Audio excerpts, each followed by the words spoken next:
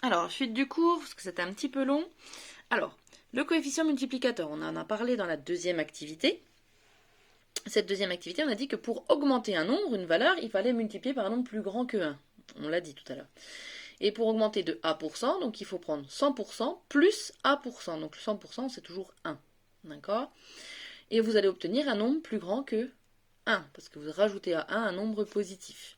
Pour diminuer le coefficient multiplicateur, c'est la même chose, sauf qu'à la place d'ajouter A sur 100, on va enlever A sur 100. Donc on va faire moins A sur 100. Ce qui fait que le nombre 1 va être diminué d'un certain nombre, donc ça veut dire que le coefficient multiplicateur va être plus petit que 1.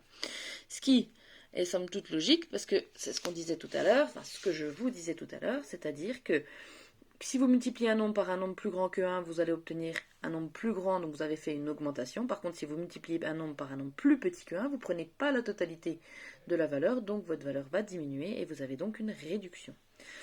Alors, j'ai fait celle-ci aussi, le pourcentage d'évolution. Vous avez une valeur initiale qui vous donne une valeur finale. Et si vous multipliez par le coefficient multiplicateur, vous passez directement de la valeur initiale à la valeur finale.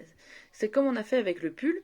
La valeur initiale, c'était 75 euros. Quand on a multiplié par 0,80 le fameux coefficient multiplicateur, ça nous a donné directement 60 euros, le prix final du pull.